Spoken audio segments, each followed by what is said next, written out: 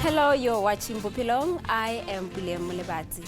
This week on the topic of sexuality, we're looking at the types of sexualities there are and what they mean. The most commonly heard terms are gay and lesbian, but there are lots more others out there, some of which I had never even heard of. While preparing for this week's show, I picked up a new term on sexuality classification called urban sexual. Is there such a term?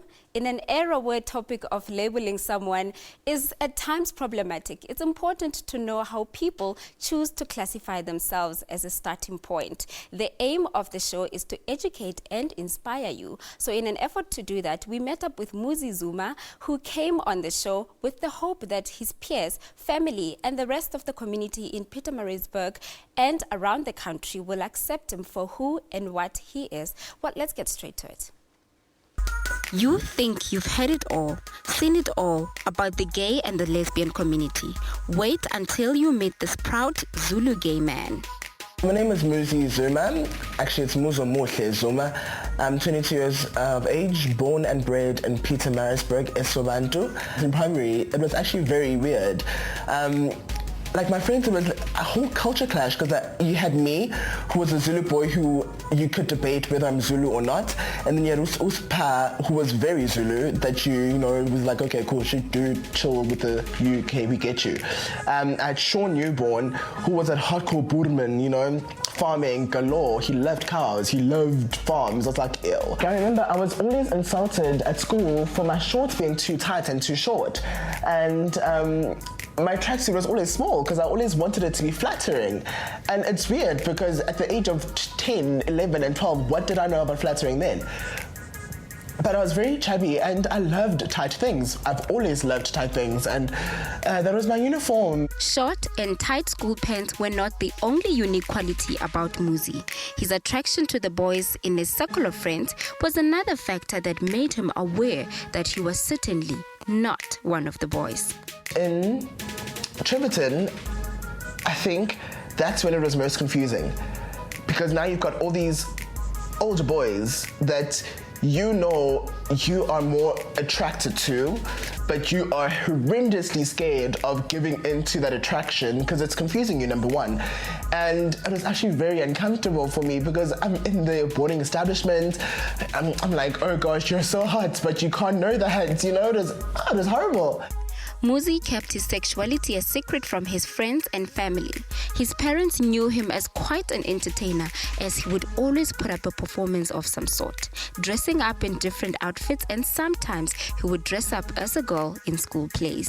You would go shopping with your parents, but you wouldn't be looking at what they are typically looking to buy you, because you'd see how those jeans particularly sit on that girl and you'd want that same kind of fit, but that was never made available to me. And I think I was just too young to know and understand all the things that I know and understand now. Coming from a traditional Zulu family, Muzi felt the pressure to be the boy that his parents groomed him to be. He started experimenting as a gay man without the knowledge of his parents. He would often go out to clubs where he met and mingled with other gay men. There was this one guy who approached me, and then I started dancing with him. We started grinding in public. I was just in another world. And then my friend Z actually was still very conscious at that moment. She spotted me exiting that whole cocktail bar with him, and then we were outside, and then that guy snuck in for a kiss. I remember it, I just can't remember the guy's name. So that was my first kiss ever. And I enjoyed that because I think it was the first time I got to feel how I've always been fantasizing of feeling. I felt, you know, I felt dominated. I felt like a woman. I was like, oh gosh, I'm being bought drinks by a guy. Muzi was afraid that his parents would catch on his secret life, so he made a choice to move to Johannesburg to live freely as a gay man. Joburg for me wasn't that freedom moment. What was though, was I remember it was the first day I stepped into Mac. That's why I'll forever be so passionate about that brand, because their pillar of individuality was my life-changing moment. Because when you are thrown into a community of people who are so free to be themselves, be it you a girl or a guy or a homosexual, but you're just so confidently free, that inspires you. It inspires you in a sense where you don't want to be them, but you want to be that person one day where you no limitations, you're just you're just free, and there's no excuse, there's no reason, and there's no justification. Let's go for a quick break. When we come back, Muzi's big reveal. Don't go nowhere.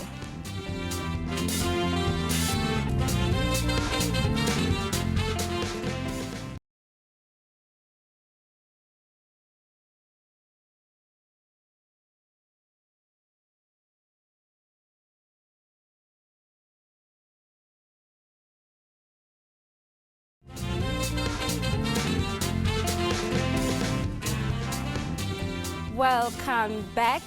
Today we are looking at sexuality and why is it so important to classify different types of sexuality? Why is it important for you to know what category one sexuality falls under? Well, you can leave your comments on our email address. Of course, it's bophelong@sabc.co.za or on Twitter @BophelongShow. But for now, let's go right into Muzi's story. Muzi invited the Bophelong team to his home to make the big reveal, not only to his family, but to his community back in Pietermaritzburg. The night before his interview, Muzi expressed his fear on social media. He tweeted, "I am nervous and scared actually. I strip open my life on camera tomorrow." In our interview with Muzi, he requested that we give him the opportunity not only to slip into something comfortable, but to capture his transformation on camera. As he transformed into the many faces of Muzi Zumo, he cleared a few things about his sexuality. I'm not a drag queen. I'm not transgender. I'm not a transsexual. I'm definitely not a cross-dresser. I am not anything that you guys class above that. I am just a gay man. I don't tuck. I don't wear boobs. I just rock fabulosity as a man. So stop it. My life isn't a performance. It may entertain you, but it's not a performance. I'm not drag, I'm not anything. South Africa, I'm just a gay man. Many often mistaken Muzi as a girl. When asked by the Bophelong team what gender he classified himself as, this is what he had to say. Just because you decide to be that straight-looking gay person does not mean that I have to do that. There's no look to being gay. There's no personality to being gay. There is no lifestyle to being gay. It's exactly the same way with heterosexuality. It doesn't have an image. It doesn't have a brand. You are still an individual. You're just classed under a different sexuality group. We couldn't help but ask about his love life. Man that I have now, or that I will have in the future, has to be somebody that I can see developing a future with. So over getting adapted to different personalities, I want us to speak about a house, sharing bonds and serious finances, working towards establishing a solid future, looking at parenthood, looking at conquering things together. His biggest wish is to be accepted by society and have his community embrace him for who and what he is. So in this interview, he put together a very important message that he dedicated to his community in Esobantu, Pietermaritzburg. To those that still don't know, this is what I want you to know and understand. I'm not an alien. I'm not an actor. I am just an ordinary person that you too are, with different scopes in life and different challenges and different wants. You need to realize that if you are straight, your ignorance needs to stop, because we are traveling two different journeys. I'm not after you, you are not after me. That's my life should not affect you at all. If you are still tribal and you're still rural, I am Zulu. I still do my tradition. I love my culture. I love my language. Do not judge me just because of your rural ignorance. Look at me as a beautiful gay and proud Zulu man and respects that there is somebody from your culture that is confident enough to face the world and show the world that being an individual is just that, being an individual. After the break, we clarify a few things about sexuality and we separate the facts from fiction. Stay with us.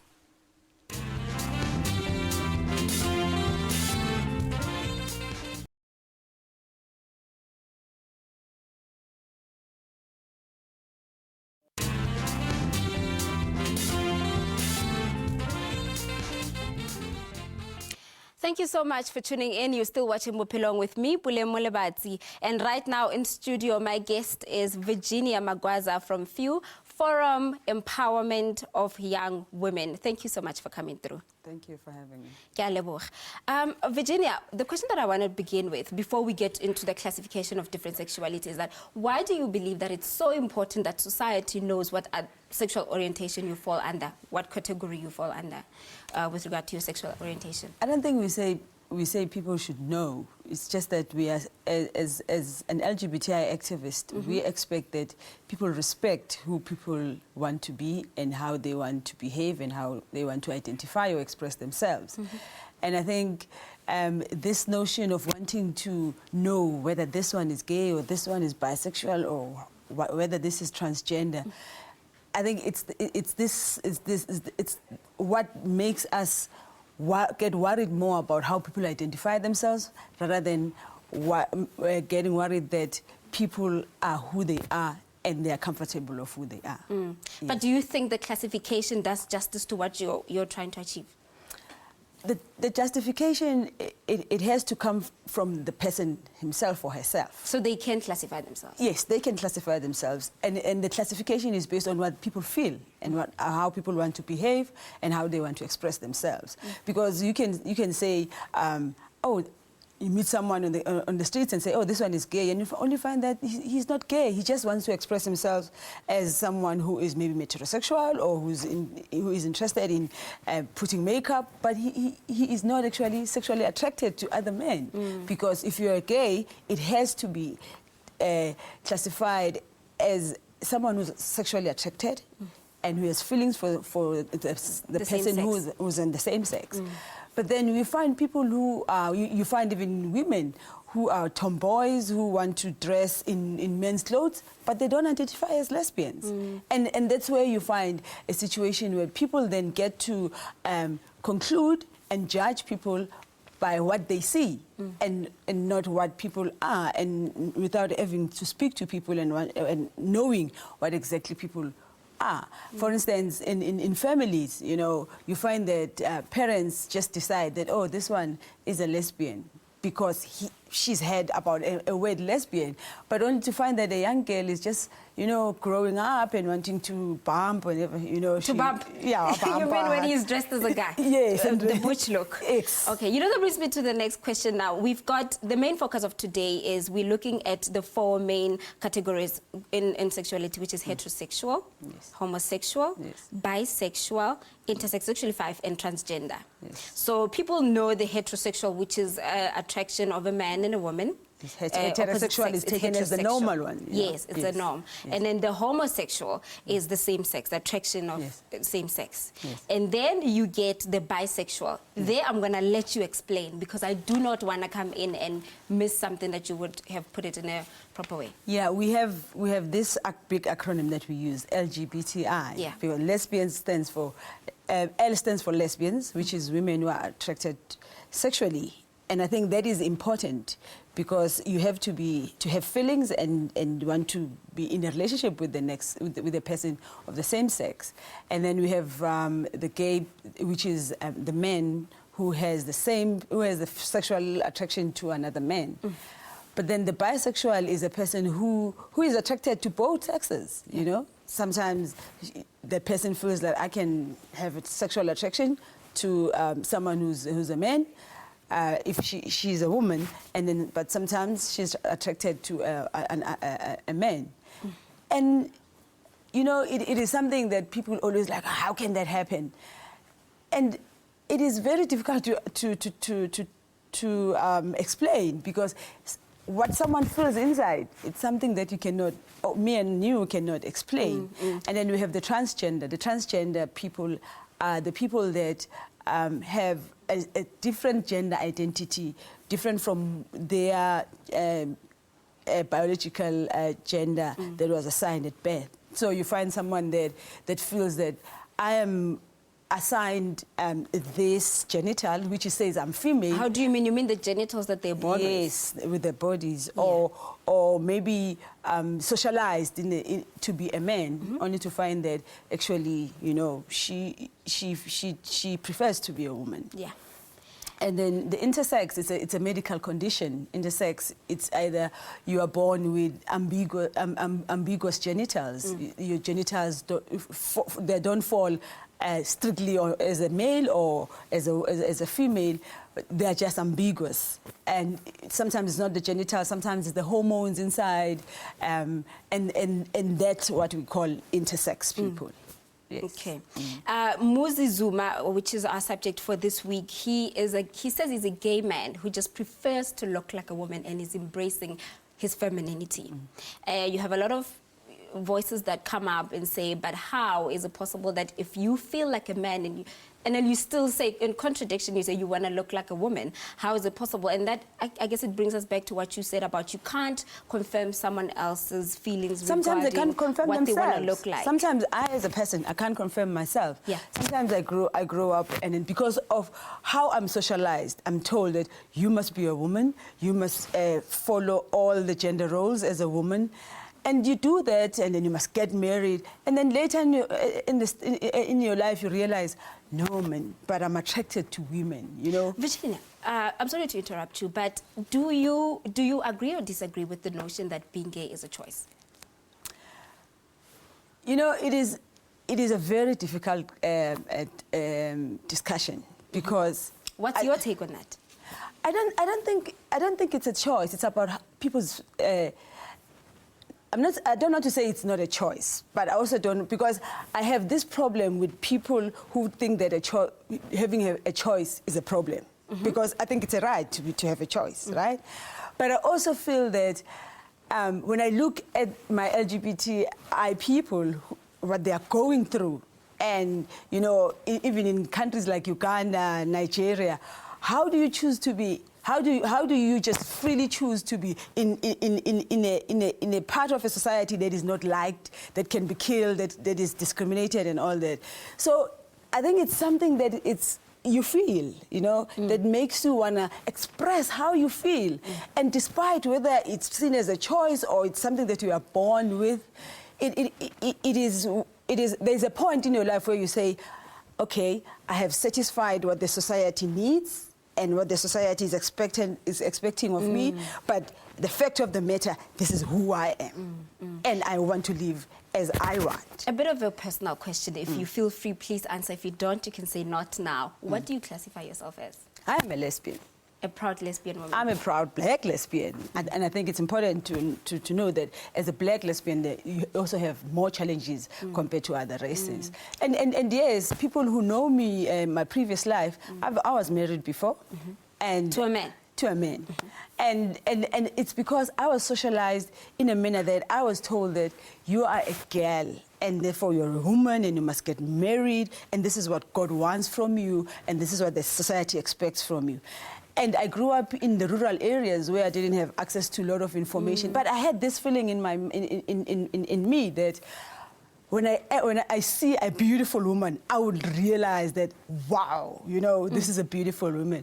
And sometimes I will say it, but most of the time I will keep it in me, because you're afraid that you're going to be seen as a different person or as a mad person.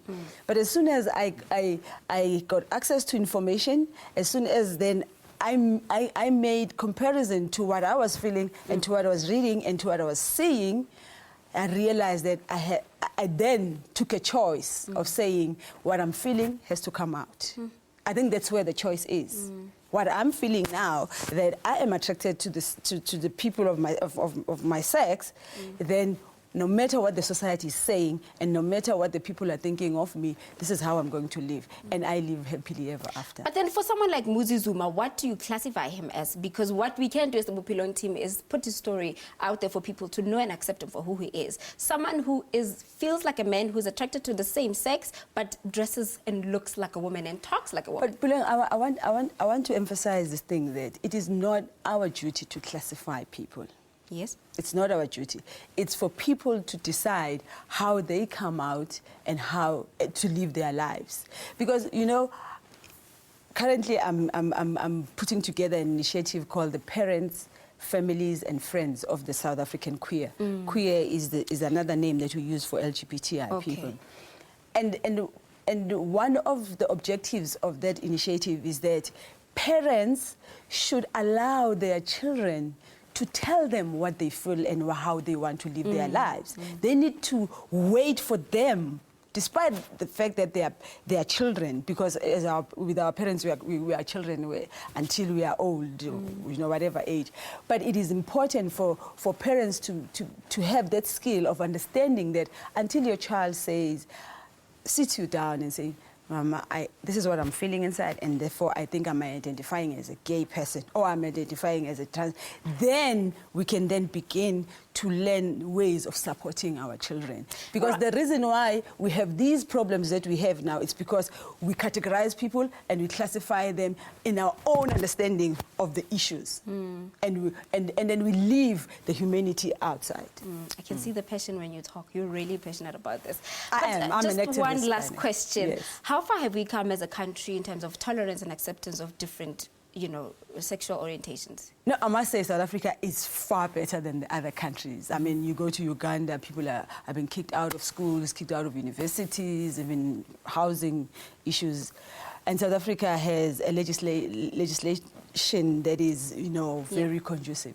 But the fact of the matter is there is still more work that needs to be done in changing the mindsets and the environment that we live in.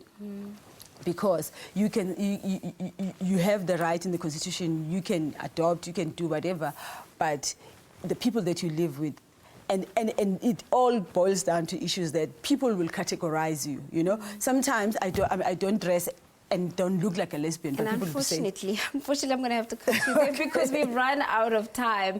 But listen, the conversation does continue on our social media. Okay. You can give your details, how people can get hold of you. Okay. Where can people find you? Okay, I'm on Facebook as the LGBTI. We have a Facebook page which is called the Parents, Families and Friends of the African Queer. We also have the Few Empowerment Facebook page, and my number is 072-818-2277.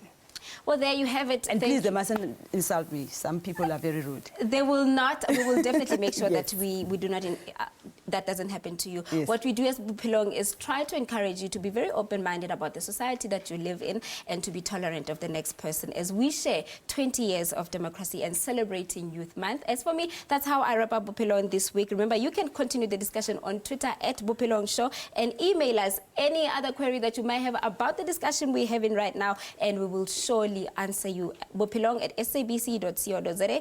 Until next week, Saturday. Goodbye.